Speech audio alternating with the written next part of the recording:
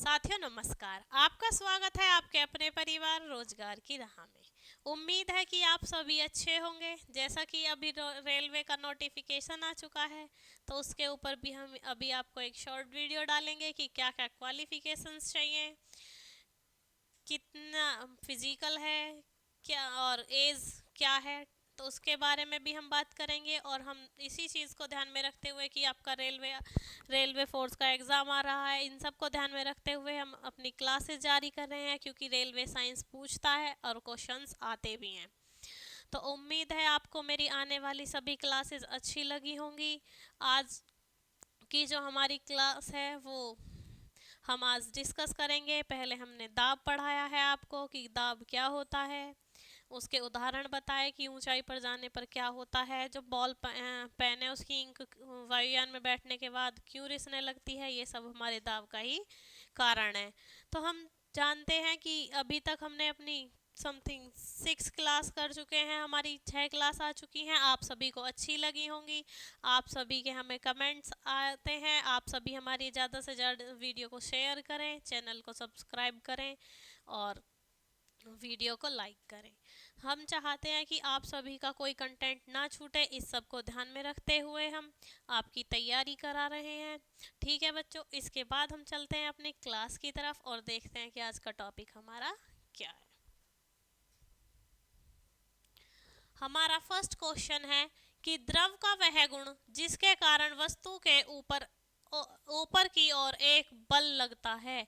यानी किसी भी लिक्विड का एक ऐसा गुण, अगर हम उसमें कोई भी वस्तु डुबाते हैं तो वो भारहीन महसूस करती है और उसमें ऊपर की तरफ एक बल लगता है, तो वो क्या कहलाता है। यानी एक ऐसी वस्तु जिसे हम आंशिक रूप से किसी लिक्विड में डुबाएं या पूर्ण रूप से डुबाएं तो वो वस्तु भारहीन महसूस करती है। जब वो भारहीन महसूस करती है तो उस पर ऊपर की तरफ कोई बल लगाया जाता है, वो बल क्या कहलाता है, वह गुण क्या है। हमें पहला दिया हुआ है प्लवन बल, उत्प्लावक बल, ससंजक बल, इनमें से कोई नहीं। तो ऐसा गुण क्या है हमारा, जब कोई द्रव किसी भी वस्तु में किसी द्रव में जब कोई वस्तु डुबाई जाती है तो वो भारहीन महसूस करती है, उस पर ऊपर की तरफ एक बल लगाया जाता है, तो वो बल होता है आपका उत्प्लावक बल। क्या होता है, उत्प्लावक बल। तो अकॉर्डिंग टू क्वेश्चन हमारा आंसर हो जाता है ऑप्शन नंबर बी। क्या हो जाता है, अकॉर्डिंग टू ऑप्शन हमारा आंसर हो जाता है ऑप्शन नंबर बी। क्योंकि हमसे पूछा गया है कि किसी द्रव में जब कोई वस्तु डुबाई जाती है जिससे कि बल ऊपर की तरफ लगता है और वह वस्तु क्या करती है, जब आंशिक रूप से डूबी है या पूर्ण रूप से डूबी है तो वो भारहीन महसूस करती है। आपने देखा होगा कभी कभी कुछ चीज़ें पानी पर तैरती हैं, क्यों तैरती हैं, क्योंकि वो भारहीन है। जब उन पर जो बल लगाया जा रहा है वो ज़्यादा है और जो वस्तु का भार है वो कम है। हल्की वस्तुएं ही ज़्यादातर पानी पर तैरती हैं, क्यों तैरती हैं, क्योंकि उन पर जो बल लगाया जा रहा है वो ज़्यादा है।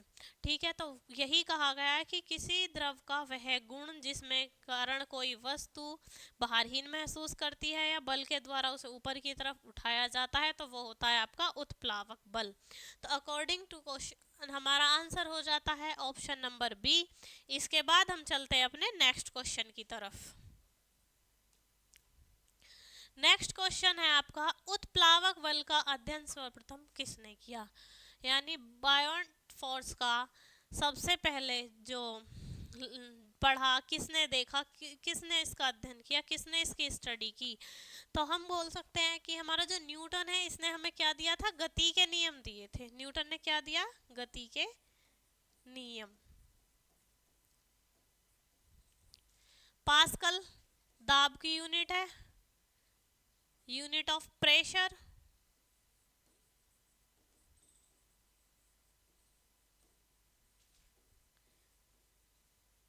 प्रेशर क्या होता है आपका, एकांक क्षेत्रफल पर लगने वाला बल आपका क्या होता है, दाब होता है। ठीक है, उसके बाद आर्किमिडीज का सिद्धांत, सबसे पहले किसने इसको पढ़ा था, उत्प्लावक बल को, आर्किमिडीज ने। किसने पढ़ा था, आर्किमिडीज ने उत्प्लावक बल को। तो हम कह देंगे कि उत्प्लावक बल का जो अध्ययन किया था, उत्प्लावक का जो अध्ययन किया था वो किसने किया था? आपका आर्किमीड्स ने। इसका ऑप्शन हो जाता है ऑप्शन नंबर सी।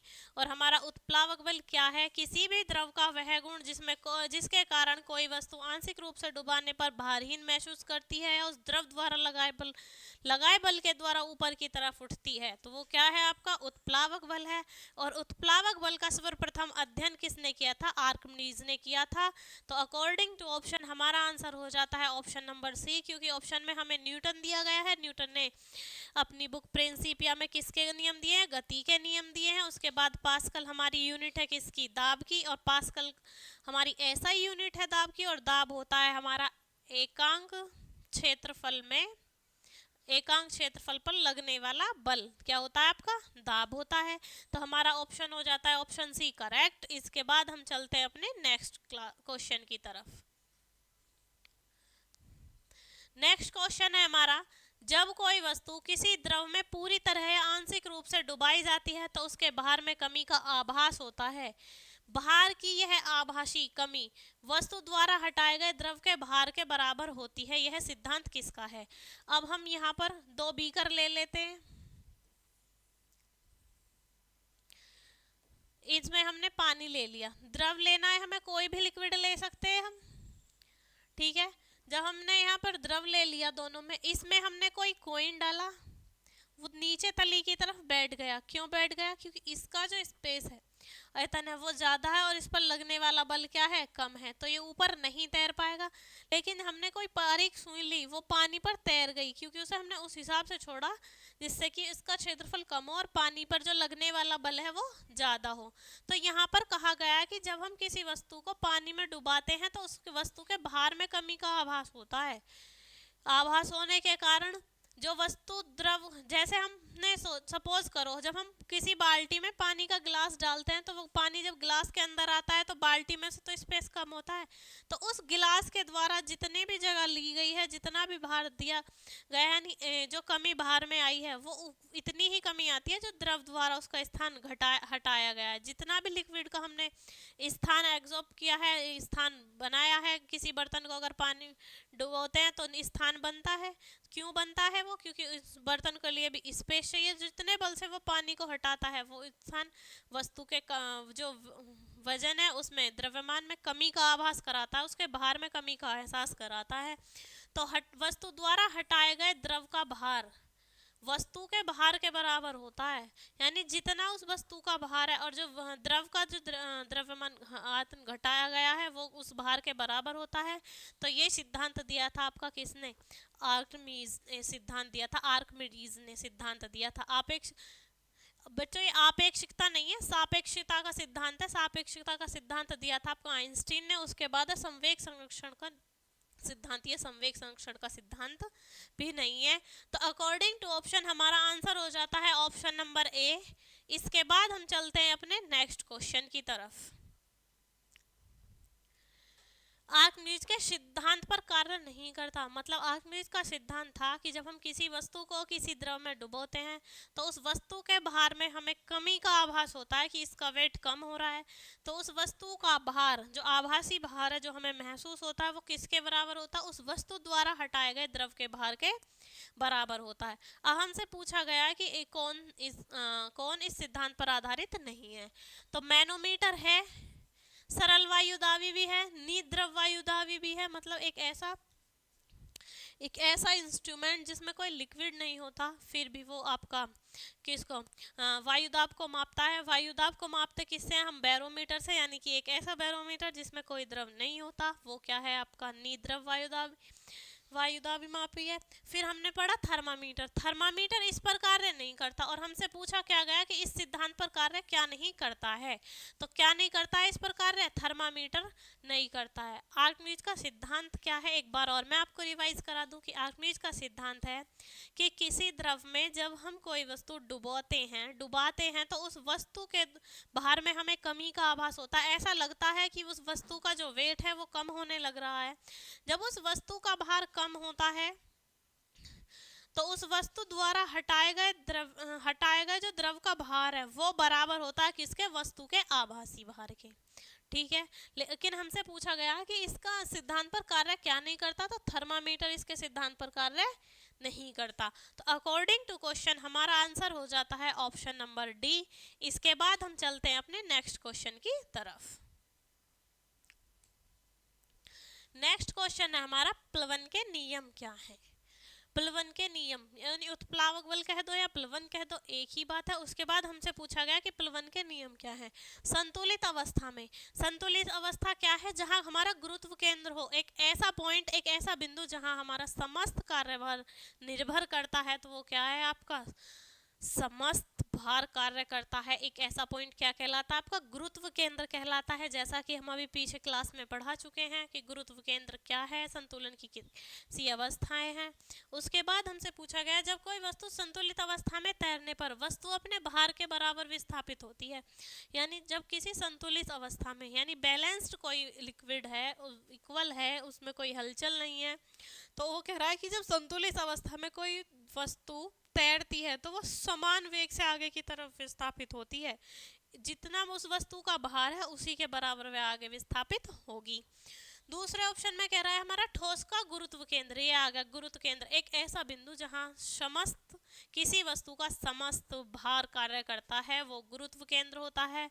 और गुरुत्व केंद्र तथा हटाए गए द्रव का गुरुत्व केंद्र, किसी वस्तु का सेंटर गुरुत्व केंद्र और वस्तु द्वारा हटाए गए द्रव का केंद्र किसके बराबर होता है, एक ही ऊर्ध्वाधर रेखा में होने चाहिए, क्षैतिज में ना होकर एक ही किस में होने चाहिए, ऊर्ध्वाधर रेखा में होने चाहिए। तब क्या होगा आपका प्लवन का नियम है ये कि तभी ये वर्क करेगा जब किसी संतुलित अवस्था में किसी द्रव द्वारा कितना विस्थापित हो, किसी वस्तु द्वारा कोई द्रव इतना विस्थापित होगा जितना उस वस्तु का भार है।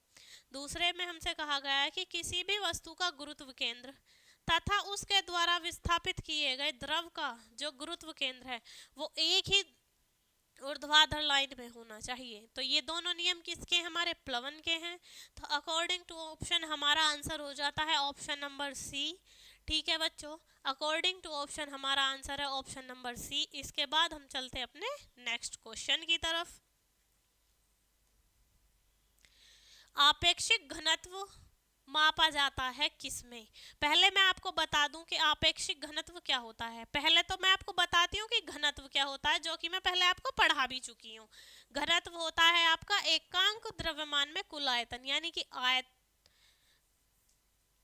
द्रव्यमान बटे आयतन, एकांक आयतन में कुल द्रव्यमान। ठीक है, उसके बाद आपसे पूछा गया कि आपेक्षिक घनत्व किस में मापा जाता है, लेकिन मैं आपको बता दूं कि आपेक्षिक घनत्व होता क्या है। आपेक्षिक घनत्व होता है आपका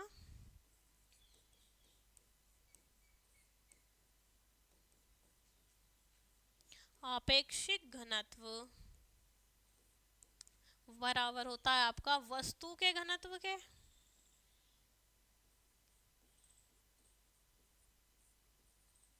वस्तु का घनत्व 4 डिग्री सेल्सियस पर जल का घनत्व। ये किसका घनत्व होता है, जल का घनत्व। ये होता है आपका आपेक्षिक घनत्व, किसी वस्तु का घनत्व और अपॉन में किसका 4 डिग्री सेंटीग्रेड पर आपका जल का घनत्व, ये होता है आपका आपेक्षिक घनत्व। लेकिन हमसे पूछा गया है कि आपेक्षिक घनत्व को मापा किस में जाता है, तो हम देखेंगे आपेक्षिक घनत्व को किस में मापा जाता है। अगर आपको नहीं पता, आपको फॉर्मूला पता है कि आपेक्षिक घनत्व का फॉर्मूला क्या है, तो हम देखेंगे इसमें वस्तु का घनत्व क्या होता है आपका द्रव्यमान बटे आयतन।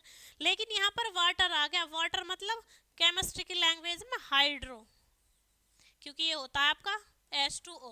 वाटर से रिलेटेड जितने भी वर्ड होंगे उनमें ज़्यादातर क्या मिलेगा आपको, हाइड्रो मिलेगा।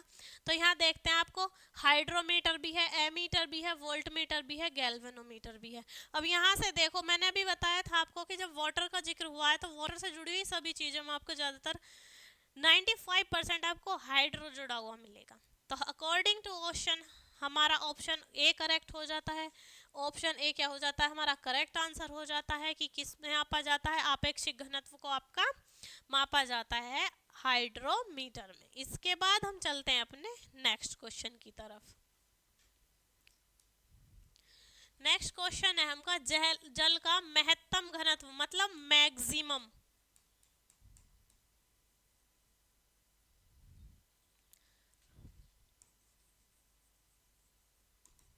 मैक्सिमम डेंसिटी क्या होती है, देखो आपका हमें ऑप्शन दे रखा है 4 डिग्री सेंटीग्रेड। मैंने अभी बताया था आपको कि 4 डिग्री सेंटीग्रेड आप जल का घनत्व लेते हैं किसमें, हम आपेक्षिक घनत्व निकालने के लिए, तो ये भी हमारा ऑप्शन करेक्ट है।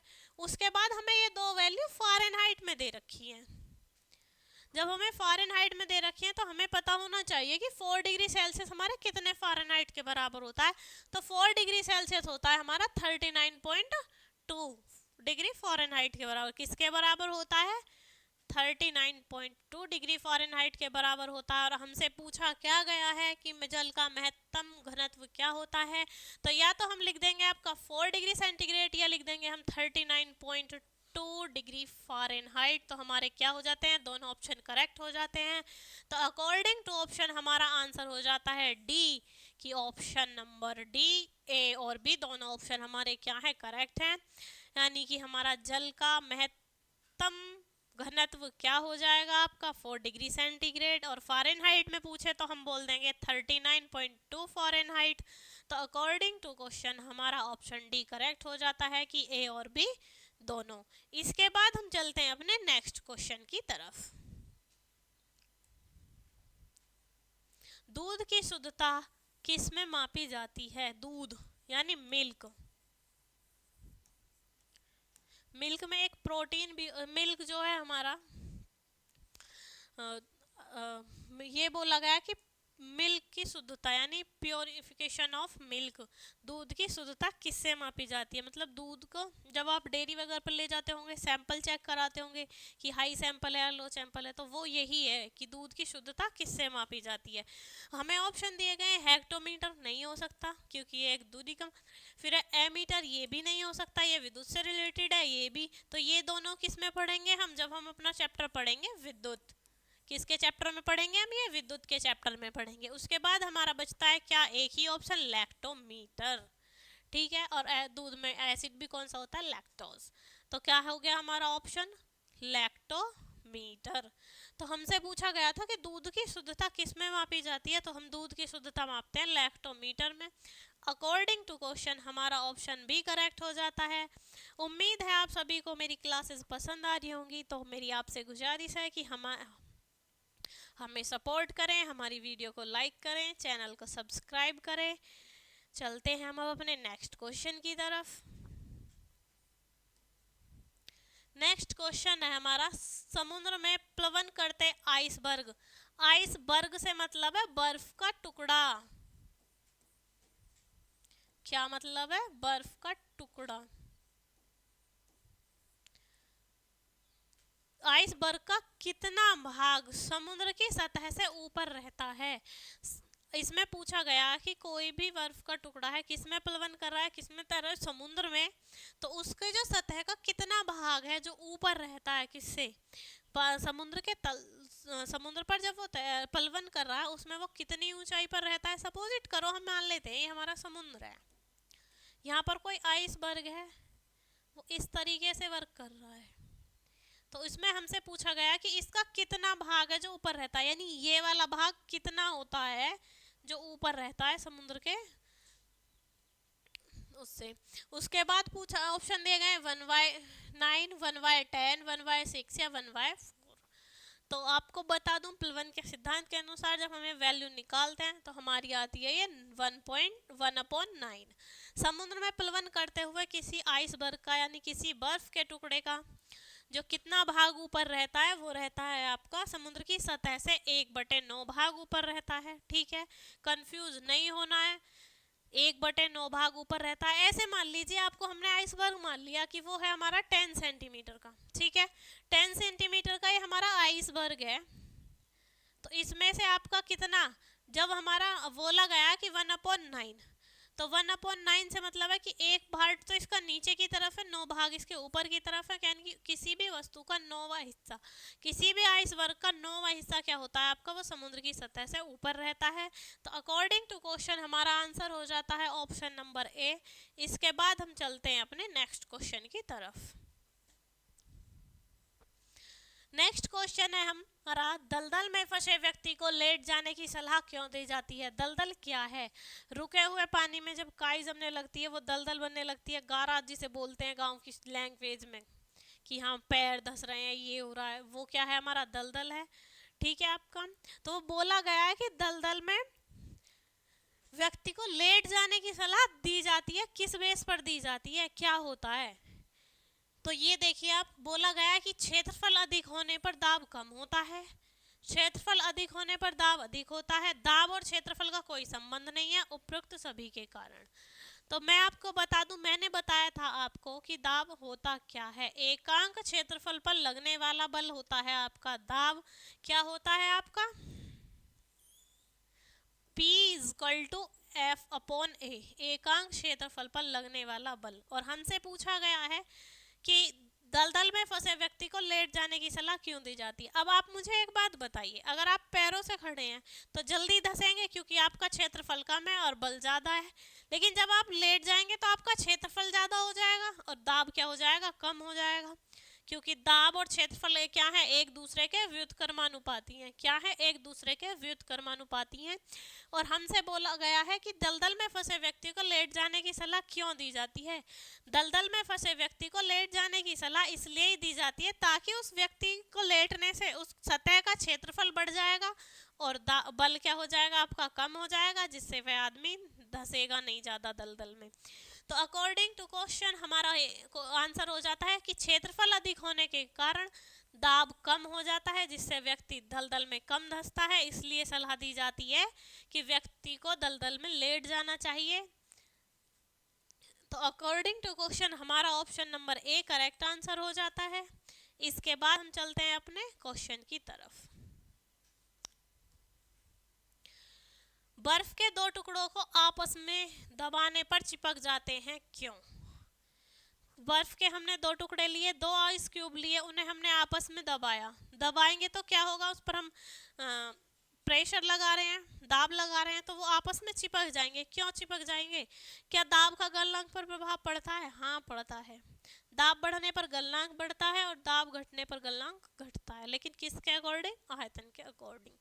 तो हमसे बोला गया है कि बर्फ के दो टुकड़े आपस में दबाने पर चिपक जाते हैं, क्यों? क्योंकि दाब अधिक होने पर गलनांक घट जाता है, क्योंकि जब किसी वस्तु को हम गर्म करते हैं तो जब उसके आयतन में कमी आती है तो दाब बढ़ाने पर गलनांक भी क्या होता है? घटता है। और वाटर ही हम ले लें, आपका बर्फ है, बर्फ को जब आप गर्म करोगे तो उसका आयतन घट जाएगा। जब आयतन घट जाएगा तो दाब बढ़ाने पर आपका गलनांक भी घट जाएगा। गलनांक क्या है? वह तापमान है जिस पर कोई ठोस वस्तु द्रव में परिवर्तित होती है। ठीक है, वो आपका गलनांक कहलाता है। और क्वथनांक आपका वो होता है जब कोई लिक्विड या कोई द्रव गैस या अवस्था में परिवर्तित हो जाता है, वेपर्स में चेंज हो जाता है, वो वह तापमान बिंदु क्या कहलाता है? आपका क्वथनांक कहलाता है। तो हमसे बोला गया था कि जब दो बर्फ के टुकड़ों को हम दबाएंगे तो वो आपस में चिपक जाते हैं। इसका क्या कारण है? इसका कारण है कि जब हम उस पर प्रेशर लगाएंगे, दाब बढ़ाएंगे, तो उसका गलनांक क्या हो जाएगा? घट जाएगा। तो अकॉर्डिंग टू क्वेश्चन हमारा आंसर हो जाता है option number A. Option number A is correct answer. अब नीचे लाइन में दिया गया है कि दाब अधिक होने पर गलनांक बढ़ जाता है। जब हम किसी वस्तु को गर्म करते हैं, जैसे कि हमने मोमबत्ती ले ली, मोम का आयतन बढ़ता है गर्म होने पर। जब मोम का आयतन बढ़ता है गर्म होने पर तो क्या होगा? आपका गलनांक भी बढ़ेगा। कब? जब दाब बढ़ाया जाएगा तो गलनांक भी बढ़ेगा। ठीक है, फिर दाब अधिक होने से बर्फ का गलनांक पहले घटता है फिर बढ़ता है, ऐसा कुछ भी नहीं है, क्योंकि इसमें बोला गया है कि वो अल्टरनेट तरीके से वर्क करता है, जबकि ऐसा नहीं है कि गलनांक दाब पहले बढ़ा फिर घटा, ऐसा नहीं होता। उसके बाद है दाब व गलनांक एक दूसरे पर निर्भर नहीं करते हैं, इसलिए ऑप्शन भी हमारा गलत हो जाएगा। तो अकॉर्डिंग टू ऑप्शन हमारा आंसर हो जाता है ऑप्शन नंबर ए। इसके बाद हम चलते हैं अपने नेक्स्ट क्वेश्चन की तरफ। नेक्स्ट क्वेश्चन है हमारा, पहाड़ों पर कभी कभी व्यक्ति के नाक व मुंह से खून निकलने लगते हैं। क्यों निकलने लगते हैं व्यक्ति की नाक और मुंह से खून?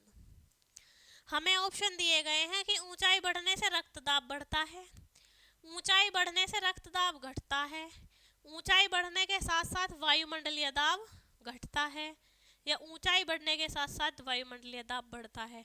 मैंने आपको कल भी बताया था वायुमंडलीय दाब क्या होता है। एक ऐसा प्रेशर जो बर्फ के टुकड़े पर 76 डिग्री सेंटीग्रेड पर एक अनुप्रस्थ काट के क्षेत्रफल पर लगने वाला बल क्या है, वायुमंडलीय दाब है, जिसे हम किससे उसकी यूनिट क्या है वायुमंडलीय दाब की, बार है। जो बार होता है वो किसके बराबर होता है हमारा, एक बार इक्वल टू होता है आपका 10⁵ पास्कल। कितना होता है 10⁵ पास्कल यानी कि पीए। ठीक है, तो हमसे पूछा गया है कि जब पहाड़ पर व्यक्ति कभी कभी जाता है तो उसके नाक और मुंह से खून आने लग जाता है, उसका रीजन क्या है। उसका रीजन है आपका कि ऊंचाई पर चढ़ने के साथ साथ रक्तदाब बढ़ जाता है। रक्तदाब से मतलब है हम ब्लड प्रेशर। क्या है यहाँ पर रक्तदाब से मतलब ब्लड प्रेशर, यानी जिसे हम शॉर्ट में बोल सकते हैं बीपी। जब ऊंचाई पर हम बढ़ते हैं तो वायुमंडलीय दाब घटता, तो कह सकते हैं हमारा बीपी बढ़ सकता है। बोल सकते हैं क्या, बोल सकते हैं। तो हमारा according to question option number A correct हो जाएगा। ठीक है बच्चों, तो हमारा हो जाता है answer number A correct answer. उसके बाद हम चलते हैं अपने नेक्स्ट क्वेश्चन की तरफ। नेक्स्ट क्वेश्चन है हमारा, हम दलदल पर क्यों फिसलते हैं। किसी खुदरी सतह पर हम चलते हैं तब नहीं फिसलते, लेकिन हमारे पैर दलदल पर क्यों फिसलते हैं, इसलिए कि वहाँ काई होती है, नहीं। उस काई में भी क्या होता है, हमें एक ऐसा फोर्स नहीं मिलता, एक ऐसा बल नहीं मिलता जो हमारी गति का विरोध करे। क्योंकि इसलिए हम बोलते हैं कि हर एक वस्तु के साथ कुछ ना कुछ एक्स्ट्रा होना चाहिए। जब हम खुरदरी सड़क पर चलते हैं तब हमारे पैर नहीं फिसलते, क्योंकि वहाँ क्या होता है, घर्षण होता है। लेकिन दलदली जगहों पर क्या होता है कि घर्षण नहीं होता, घर्षण का अभाव होता है, घर्षण की कमी होती है। और घर्षण क्या है कि किसी भी गतिमान वस्तु की गति का विरोध करता है, एक विरोधी बल है। तो हमसे पूछा गया है कि दलदल पर क्यों फिसलते हैं, गुरुत्वाकर्षण बल के कारण नहीं, आपेक्षिक वेग के कारण नहीं, घर्षण बल की अधिकता के कारण नहीं। जब घर्षण बल अधिक होगा या तो हम चल नहीं पाएंगे, चल पाएंगे तो थोड़ा कठिनाई होगी चलने में। एक ही ऑप्शन बचता है अब हमारे पास कि घर्षण बल की कमी, तो यही हमारा आंसर हो जाएगा ऑप्शन नंबर सी करेक्ट। क्योंकि जब घर्षण बल की कमी होगी तो हम नहीं चल पाएंगे। ठीक है, जब हम किसी बाइक के ब्रेक लगाते हैं तो क्या होता है, घर्षण बल में वृद्धि होती है, इसलिए तो हमारी बाइक रुक जाती है। क्योंकि घर्षण बल क्या करता है, किसी भी गति की अवस्था का विरोध करता है। और मैंने आपको बताया भी है कि घर्षण बल भी कैसे होते हैं, 3 होते हैं हमारे, स्पर्शी घर्षण बल, सर्पी घर्षण बल और आपका रोलिंग घर्षण बल। ठीक है, उसके बाद हम चलते हैं अपने नेक्स्ट क्वेश्चन की तरफ। नेक्स्ट क्वेश्चन है आपका, वस्तु की मात्रा बदलने पर अपरिवर्तित रहेगा आयतन, भार, द्रव्यमान या घनत्व। किसी भी वस्तु की मात्रा बदले तो क्या होगा, ये हमसे पूछा गया है। ठीक है, मात्रा यानी परिमाण बदले तो क्या अपरिवर्तित रहेगा। तो हमसे पूछा गया है आयतन, आयतन अपरिवर्तित नहीं रह सकता, चेंज होगा, भार भी चेंज होगा, द्रव्यमान भी चेंज होगा, लेकिन आपका क्या है, घनत्व जो है।